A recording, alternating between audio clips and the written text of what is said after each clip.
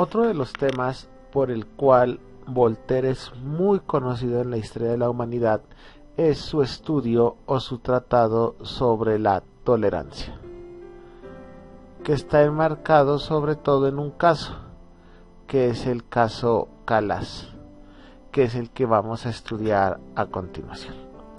El caso Calas se remonta a una época muy concreta, que es el 13 de octubre del año 1761.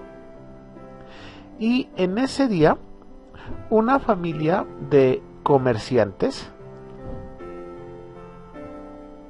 pero con una característica fundamental, que son comerciantes calvinistas.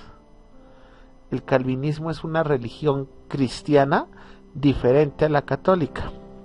Eran unos comerciantes calvinistas de la ciudad de Toulouse, en Francia.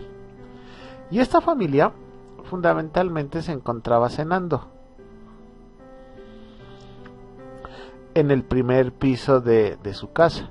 Y ahí se encontraba Jean Calas, el papá, con su esposa, con su primogénito, que se llamaba Marc Antoine,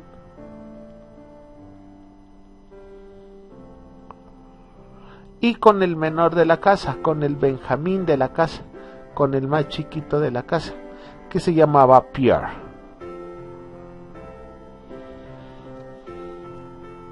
El problema de esta historia lo suscita Marc Antoine, quien era un abogado. En esa época se los llamaba un hombre de letras.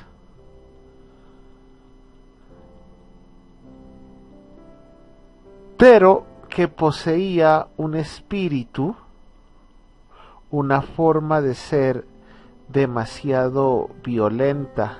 Era un hombre violento, era un hombre oscuro, sombrío, era un hombre demasiado inquieto,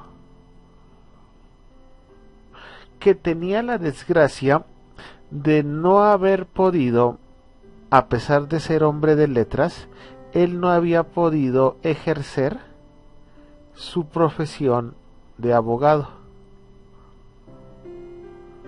No porque no tuviera el título ni tuviera la pertinencia, sino porque no tenía una cosa que se llamaba un título de catolicidad. O sea, es como decir el permiso que le da la Iglesia Católica para poder ejercer su profesión. Pero como Marc Antoine era calvinista, no era católico, pues la Iglesia no le daba ese título.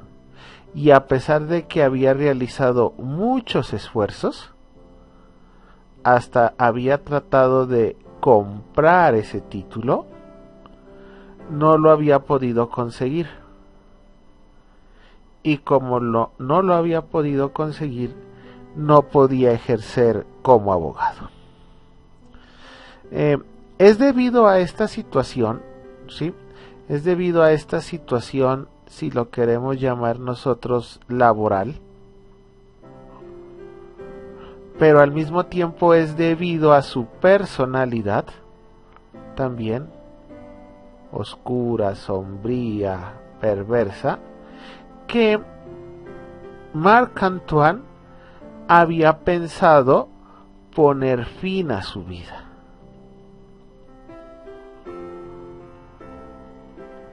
En últimas, Marc Antoine había pensado suicidarse. Él lo había pensado y dejó entender que tenía este propósito. ¿Qué pasó el día de la cena? ¿Qué pasó el 13 de octubre de 1761? Lo que sucedió ese día es que Marc Antoine, que le gustaba mucho los juegos de azar, pues ese día había apostado mucho dinero y lo había perdido. Se había quedado, digámoslo así, en la calle. Y debido a esta situación desesperada, ¿sí? Debido al desespero que él sentía de no tener ningún soporte económico, debido al desespero que sentía de no tener un trabajo, es que Marc Antoine se suicida.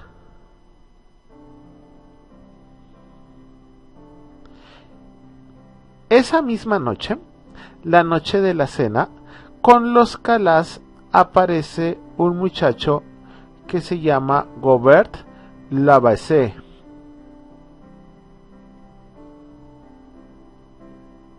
que es un joven abogado.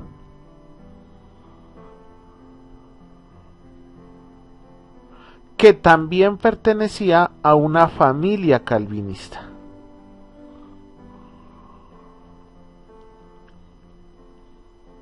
Pero que sí había podido comprar el certificado de catolicidad y él sí podía ejercer su profesión. Entonces imagínense ustedes un joven que no puede trabajar, que pierde el dinero que tiene, con una personalidad tan volátil como la que posee, y que llega a su casa a cenar y se encuentra con un muchacho que sí ha podido tener la fortuna de tener un certificado de catolicidad y de poder trabajar. Pues este muchacho Marc Antoine se desespera y después de la cena, Marc Antoine, el hijo mayor, le dice a la sirvienta, que es importantísima dentro de la historia, le dice a la sirvienta, que se llama Jean Viguer. ¿Y por qué es importantísimo? Porque Jean Viguer es una católica protestante, practicante, que trabaja en una casa de protestantes. Marc Antoine le dice a su sirvienta que iba a salir a la calle a tomar un poco de aire, a refrescarse después de la cena.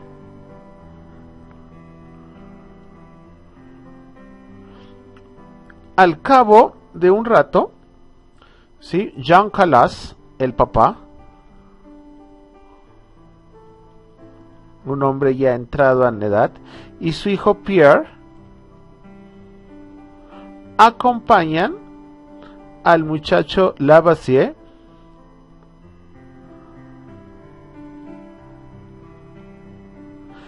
lo acompañan a la puerta de la calle para despedirse de él.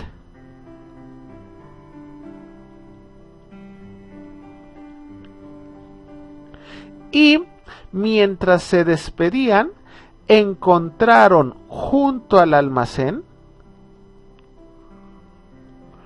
que queda en la casa a Marc Antoine.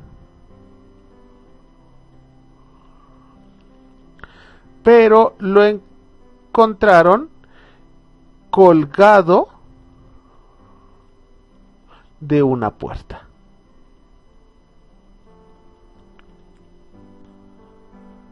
Entonces, lo que tenemos hasta el momento es un muchacho, Marc Antoine, al cual su padre, hijo y amigo lo encuentran colgado de una puerta. Pero hay que tener unos detalles que son bien importantes para entender el caso. El primero, y es que el traje, el vestido como tal, los Calas lo encuentran doblado, lo encuentran plegado sobre el mostrador del almacén. Primer detalle interesantísimo. Segundo detalle, la camisa de Marc Antoine no se encontraba arrugada, para tenerlo en cuenta, y el pelo se encontraba bien arreglado. No vayan a olvidarse de estos detalles. Es más, el cuerpo como tal no poseía heridas y tampoco poseía magulladuras, moretones si queremos llamarlos nosotros, que evidenciaran la existencia de un combate.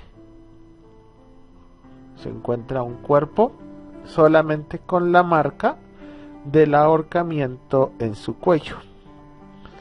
Y mientras el padre, Jean Calas, y su madre se encontraban sollozando, se encontraban llorando al pie del cadáver de su hijo, Lavoisier y Pierre corrieron presurosos a buscar un médico para intentar salvarle la vida y al mismo tiempo a la policía para dar aviso de la situación. Poco a poco, como en todo pueblo, ¿sí? En un pueblo tan pequeño como este, poco a poco la gente se fue aglomerando. Poco a poco la gente se fue uniendo, se fue juntando alrededor de la casa. Y comenzaban los murmullos, comenzaban las especulaciones, comenzaban los ánimos de la gente a caldearse.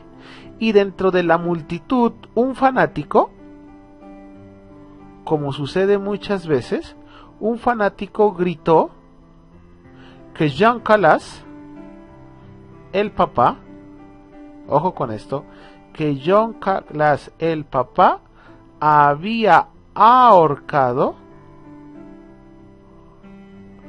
a su propio hijo.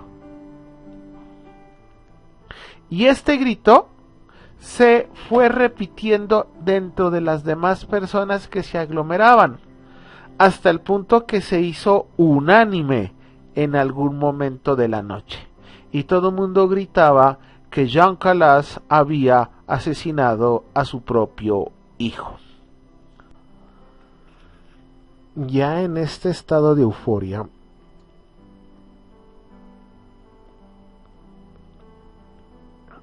se agregó que Marc Antoine iba a abjurar.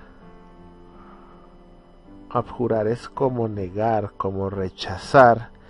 Iba a abandonar, se iba a retirar del calvinismo. Porque él tenía ya otro hermano que se había salido del calvinismo. Y eso había deteriorado la relación entre Jean Calas y él. Y entonces muchos decían que Marc Antoine iba a abjurar del calvinismo para convertirse al catolicismo. Y esta situación era insostenible para su padre. 2 hijos ya negando de su religión era algo que su padre no podía soportar. Y esa fue la razón de su asesinato. Un momento después de haberse dicho esto, ya nadie dudó de ello. Toda la ciudad estaba persuadida de que el asesinato de Marc Antoine había sido por motivos religiosos. Y ya una vez caldeados los ánimos,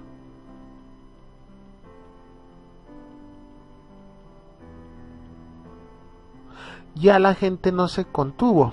Es más, ya la gente comenzó a imaginar cómo había sido o cómo se había planificado el asesinato. Y comenzaron a echarle la culpa a los protestantes, a los calvinistas de un pueblo cercano que se llama Languedoc. La gente comenzó a decir que en Languedoc se habían reunido en la víspera, o sea, el día anterior, y sabiendo que Marc Antoine iba a adjurar del calvinismo, cosa que ellos no podían aceptar, habían escogido en la víspera, por mayoría de votos, a Lavoisier, al joven abogado que había ido a la cena esa noche, para que ayudara a los Calas a estrangular a Marc Antoine, que era una persona joven pero muy fuerte, y que Jean Calas, un viejo de 60 años, no podría asesinarlo por sí mismo. Entonces habían delegado en Lavoisier el deber de ayudar a Jean Calas a estrangular a Marc Antoine. Luego aparece en escena David de Baudriche, quien es magistrado de la ciudad de Toulouse, y él, al escuchar todo lo que la gente decía, decide tomar el asunto en sus manos, y a partir de la información recolectada decide acusar. Él es quien acusa formalmente a la familia Calas de asesinato. Hasta ahora solamente era una acusación callejera. De aquí en adelante ya toma el asunto un plano legal, porque se los acusa de asesinato con el motivo, ese era el motivo fundamental, ¿no?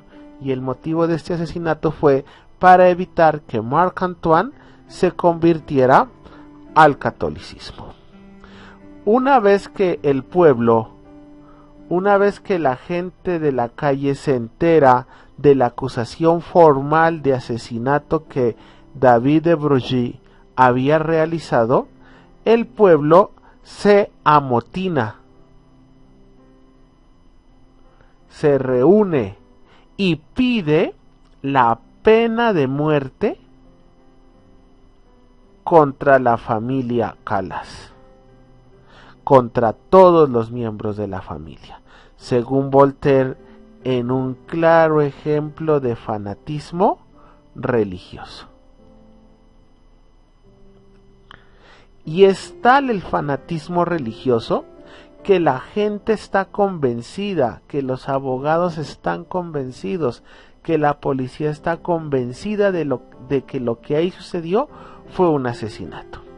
Hasta el punto que los miembros, el papá, la esposa, el hijo menor, la sirvienta, todos los miembros de la familia Calas son detenidos. Y obviamente también es detenido Lavoisier. En un principio, la familia Calas, ellos niegan rotundamente que el muchacho se hubiera suicidado. Ellos dicen que no, que es imposible que él se hubiera suicidado. Entonces esto le dio más fuerza a la gente. Si él no se suicidó, entonces ¿quién lo mató? Y generó mucho más presión y generó muchas dudas sobre quién fue el autor de ese asesinato. Luego, los Calas se dan cuenta de su error, porque en últimas, al decir que no se suicidó, es reconocer que alguien lo mató. Y ese alguien pues es muy fácil de determinar, porque tiene que ser un miembro cercano de la familia, porque en ese momento estaban ellos cenando. Al darse cuenta de su error, ellos reconocen que lo habían encontrado ahorcado y afirman que antes habían guardado silencio solamente para no deshonrar a la familia. Porque lo más deshonroso pues es tener un familiar que se suicida. Y esa contradicción de los Calas, que en un primer momento dijeron que no se había suicidado y que después afirman que se había suicidado, pues hombre, genera mayor fuerza en el sentido de que mucha gente entiende que esa es la mayor prueba de culpabilidad, porque ellos trataron de ocultar el suicidio. Pero Voltaire, en la medida en que va narrando el caso, también nos va mostrando que no hay ninguna prueba. Es más, que entre los papeles del muerto, que entre los papeles de Marc Antoine, no hay ningún indicio de que pensara convertirse al catolicismo. Entonces Voltaire dice, hasta aquí lo único que encontramos son conjeturas emocionales de la gente que acusan y todo un proceso movido por el fanatismo religioso para acusar a una familia de un crimen que no cometió. Ya una vez encarcelados, comenzó el juicio. Y de este juicio se encargaron 13 jueces, los cuales se reunieron diariamente para dar el debido proceso. El problema es que los jueces no tenían una prueba contundente del asesinato de Marc Antoine. Pero aquí Voltaire nos muestra cómo la religión hacía las veces de prueba, cómo la religión influyó en la decisión de los jueces. En un primer momento, 6 jueces estaban convencidos de que había sido un asesinato y persistían en la idea de condenar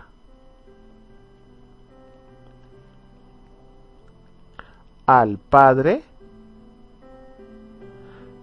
a Jean Calas, al hermano, a Pierre, y a lo amigo, a Lavoisier, al suplicio de la rueda, y de condenar a la esposa al suplicio de la hoguera. Estos eran los jueces más radicales. Pero existían 7 jueces un poco más prudentes, más moderados, los cuales pedían que por lo menos se estableciera una reflexión sobre las causas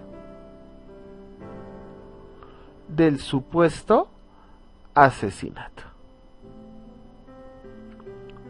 Pero en los días siguientes aparecieron una gran cantidad entre los jueces de divisiones, aparecieron amenazas,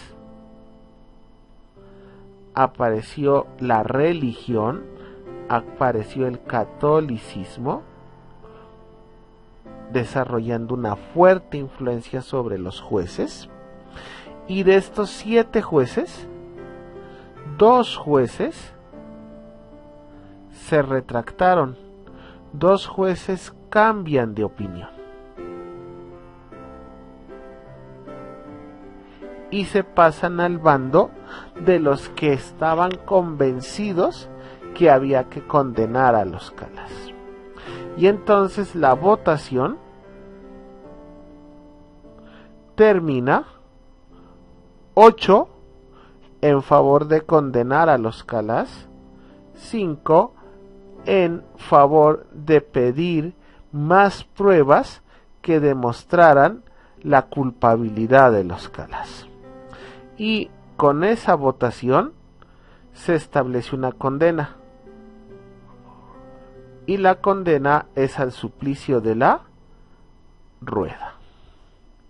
La rueda de hierro fue un método de tortura y ejecución empleado en Europa, especialmente en Suecia, Holanda, Francia, Italia y Alemania, desde la Edad Media y durante la época moderna hasta la última ejecución registrada en 1841 en Prusia. El método era usado como complemento a la pena capital, común en casos de delincuencia grave, como por ejemplo traición y homicidio agravado, empleando un elemento de tortura para horrorizar. La primera parte de la tortura consistía en atar firmemente al reo en un banco o en una cruz, para acceder con comodidad a las extremidades, tras lo cual el verdugo procedía a triturar mediante una barra de hierro o cualquier otro instrumento todos los huesos y articulaciones del condenado. La operación debía hacerse con cierta técnica, pues era necesario que el condenado no muriera por un derrame interno. No se le golpeaba por eso la cabeza, que quedaba intacta. El objetivo era que las extremidades pudieran ser dobladas y dislocadas por numerosos sitios. Tras esto, el reo era colocado en una rueda de carro, de manera que los tobillos tocaran la cabeza, para lo cual las piernas debían dislocarse hacia arriba, poniéndose los brazos de manera que recorrieran todo el perímetro de la circunferencia. Tras esto se enganchaba la rueda en un eje, que a su vez se clavaba en el suelo, quedando la rueda elevada y en posición horizontal, con el condenado sobre ella. Si tenemos en cuenta que al reo también se le rompían las costillas, lo que hacía que la respiración fuera extremadamente penosa. La condena a ser quebrado de arriba a abajo y luego llevado a la rueda significaba una muerte lenta y dolorosa, que se podía prolongar durante horas e incluso hasta un día. Cuando el verdugo miraba conveniente dar final al espectáculo, podía ordenar 3 cosas: ahorcamiento, decapitación o quema. Luego el cuerpo era abandonado sin ser enterrado, sobre todo por las creencias religiosas que dictan que un cuerpo debe ser sepultado para poder encontrar la salvación eterna. Sin duda, esta tortura fue una de las más dolorosas de las que se tenga registro, sobre todo por las múltiples fracturas que se realizaban y la posición que adoptaba el condenado una vez estando en la rueda.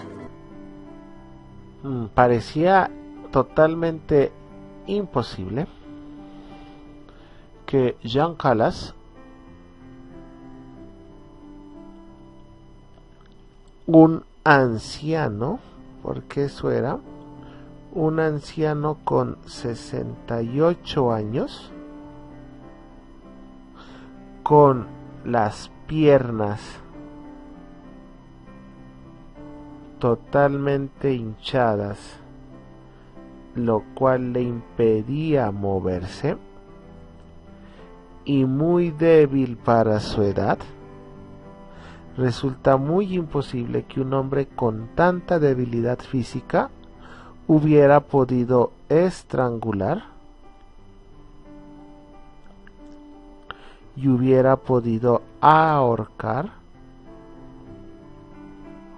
a su hijo. ¿Por qué? Porque Marc Antoine era un joven de 28 años, con mayor fuerza, obviamente. Un muchacho de 28 años tiene mayor fuerza que un anciano de 68. Y es por esto pensaban que se necesitó la ayuda de su mujer. Jean Calas necesitó que su mujer, que su hijo Pierre, que su amigo y que su sirvienta le ayudaran, pero esta posición resulta totalmente absurda. Y en lugar de ser una buena explicación, lo que da lugar es a una gran cantidad de preguntas, ¿no? Uno se podría preguntar por el papel de la sirvienta. ¿Cómo una sirvienta que era una fervorosa católica hubiera podido tolerar este asesinato y no decir nada? Del amigo de Lavoisier. ¿Cómo Lavoisier habría venido expresamente de Bordeaux para estrangular a su amigo, de quien ignoraba la pretendida conversión. ¿Cómo aparece de la noche a la mañana una persona con una motivación tan grande? Uno se pregunta por la mujer, no por la madre. ¿Cómo una madre podría asesinar a su propio hijo? Y uno se pregunta por el hermano también, ¿no? ¿Cómo un Benjamín, como un pequeño, puede participar en el asesinato de su hermano mayor? En fin, uno se pregunta, ¿no? ¿Cómo todos ellos, papá, mamá, hijo, amigo, sirvienta, habrían podido estrangular a un joven tan robusto sin ningún combate, sin gritos que alertaran a la gente, sin ningún golpe, sin ropa desgarrada? Porque recuerden ustedes que lo narrábamos al inicio, la gente encuentra la ropa bien doblada, la camisa impecable, el cabello muy bien puesto y sin golpes ni magulladuras. ¿Cómo ellos podrían haber asesinado a Marc Antoine sin haber establecido un combate, sin haber roto sus ropas, sin haber tenido que golpearlo, arañarlo, despeinarlo para poder asesinarlo? Es más, dice Voltaire, si se hubiera cometido dicho crimen, la condena debería haber sido para todos los miembros de la familia Calas. Todos eran culpables, pero solo se condenó a Jean Calas al suplicio de la rueda. Es más, afirma Voltaire, el motivo de la sentencia era tan inconcebible que los jueces entre ellos mismos, al ver que no tenían ninguna prueba, ellos se convencieron a sí mismos que aquel débil anciano, una vez sometido a la tortura, una vez sometido a los golpes de sus verdugos, y para evitar tal castigo, terminaría confesando el crimen y la asistencia de sus cómplices. Entonces se animaron más rápidamente para que fuera torturado en la rueda, con el fin de obtener la confesión de Jean Calas. Pero lo que se encontraron fue todo lo contrario. Es más, quedaron atónitos, porque aquel anciano, cuando estaba a punto de morir en la rueda, tomó a Dios por testigo de su inocencia y pidió que perdonase a sus jueces. Lo anterior causó conmoción, porque en lugar de haber obtenido la confesión, lo que obtuvieron fue la liberación de la culpa de Jean Calas, porque él, teniendo a Dios como testigo, reafirmó nuevamente su inocencia. Teniendo en cuenta lo anterior, los jueces se vieron obligados a reunirse nuevamente y se vieron obligados a dictar una segunda sentencia, porque se dieron cuenta que la primera se contradecía. ¿Por qué? Porque ellos colocaban en libertad a una madre, a un hijo, a una criada y a un amigo. Pero al haberlos puesto en libertad, lo que estaban demostrando era la inocencia de estas personas, que estas personas no habían participado. Y obviamente, al demostrar la inocencia de la familia, pues también demuestra la inocencia de Jean Calas, porque es imposible que un anciano de 68 años hubiera asesinado a un joven de 28. Y es más, todos los miembros de la familia estaban presentes en el momento del asesinato. Liberar a los demás es reconocer que en ningún momento existió dicho asesinato. Por lo tanto, y no teniendo otra opción, decidieron también castigar a la madre y a los hijos de Jean Calas. ¿Qué optaron? Optaron por desterrar al hijo,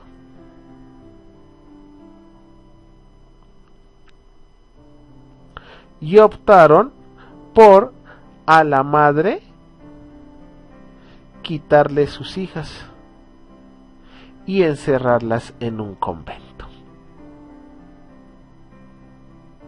Luego la madre inicia todo un proceso en París para encontrar justicia, y finalmente el 9 de marzo de 1765 se reconoció la inocencia de Jean Calas, cuya memoria y la de su familia fue rehabilitada. También debemos recordar que Voltaire sufrió en carne propia la intolerancia de su época. No olvidemos que en un tiempo sus obras fueron quemadas en las principales ciudades europeas. Fueron quemadas en Roma, en París, fueron quemadas en Madrid,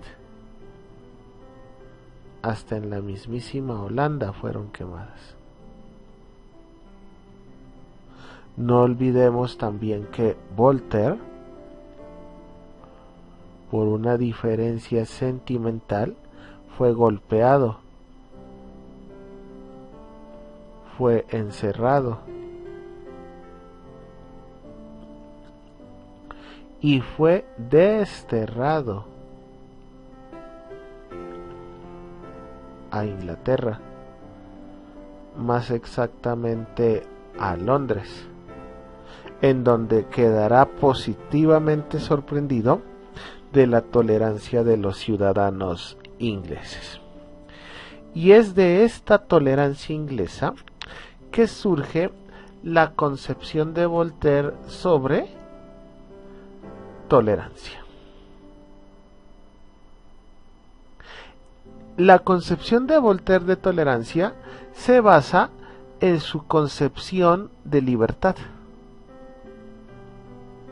la cual es interpretada como una capacidad que tienen los hombres, la cual es interpretada como una capacidad humana que tiene cada hombre para emanciparse, para liberarse de la tradición,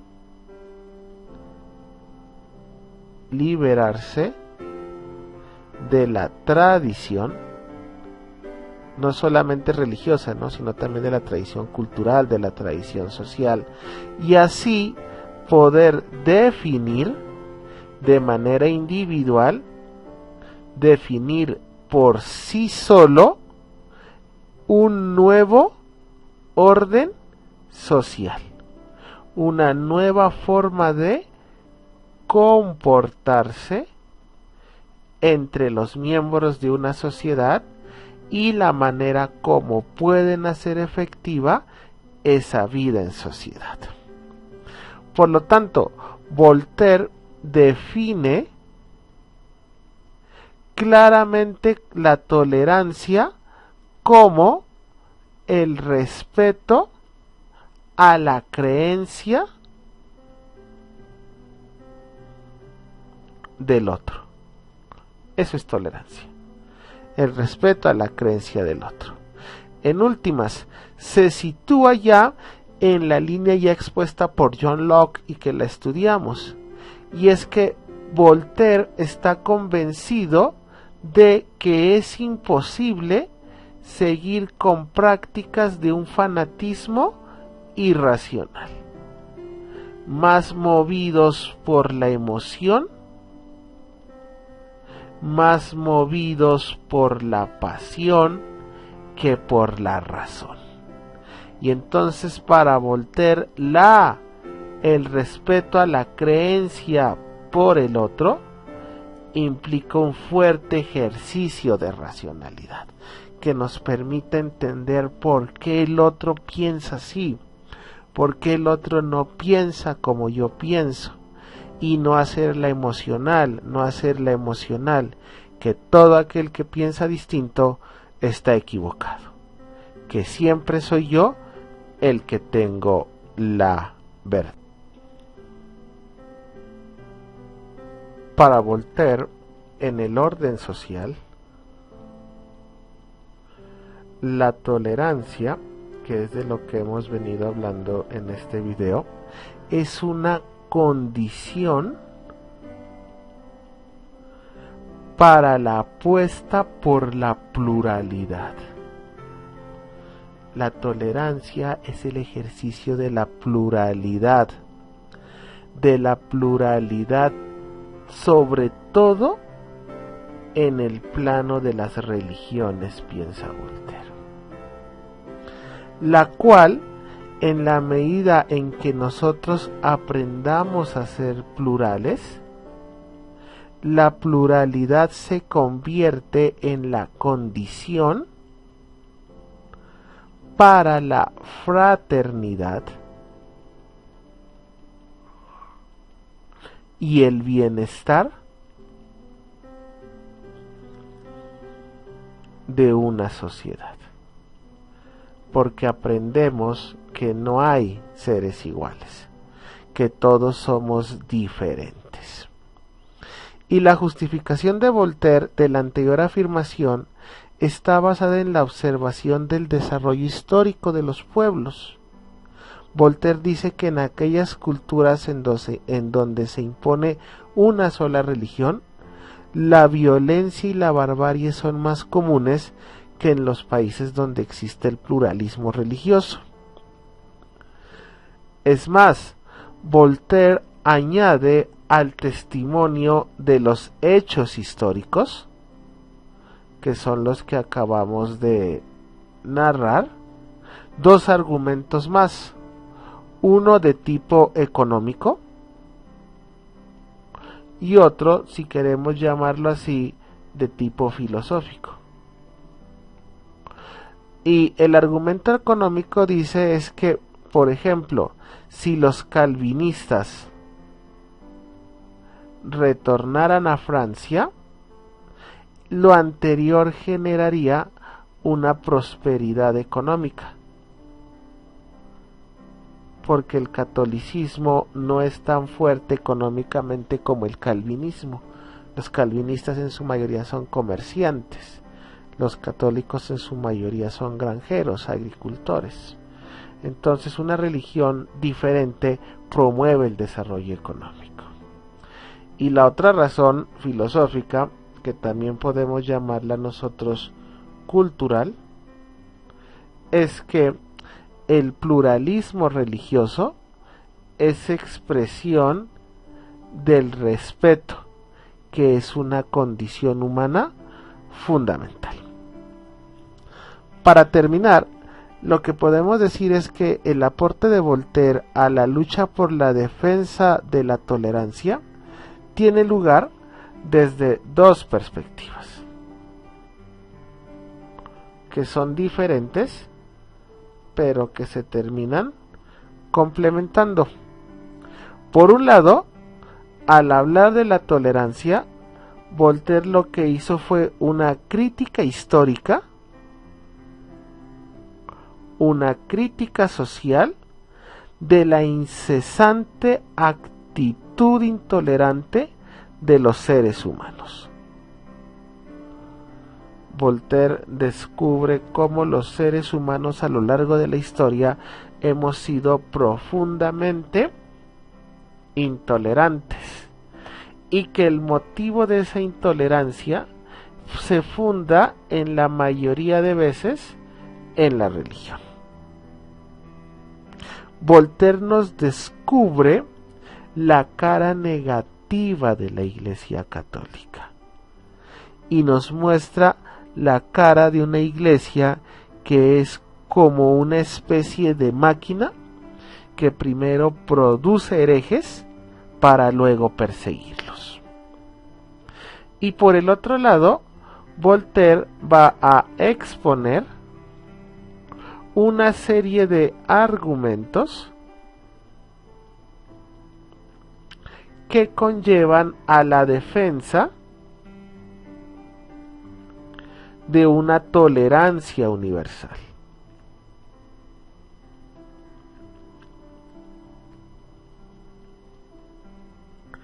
Pero este argumento de la tolerancia universal no se fundamenta en un argumento teológico.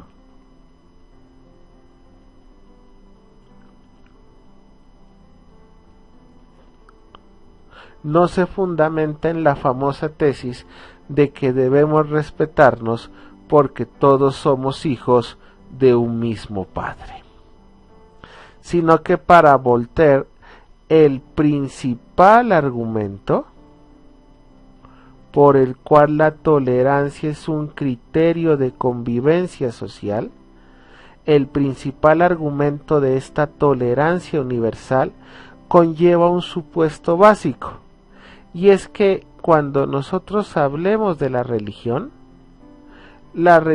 forma parte del tejido social y cultural. Y por lo tanto, debemos modificar nuestra idea de religión. Tenemos que cambiar la idea que tenemos de la religión católica. Y es que debemos pasar de una religión, dice Voltaire, que inspira violencia, como es la religión cristiana, y que inspira la violencia en nombre de Dios, que es lo más preocupante, como si Dios quisiera que los hombres fueran violentos, a una religión más humana, que se sustraiga, o sea, que esté más allá de la teología, que esté más allá de los dogmas, que esté más allá de los ritos, y que haga, dice Voltaire, de la fraternidad el credo universal. O sea, que todos los hombres se guíen por la tolerancia como la práctica fundamental del verdadero Hijo de Dios. Con estas ideas creemos haber expuesto las principales ideas de Voltaire en torno a la tolerancia.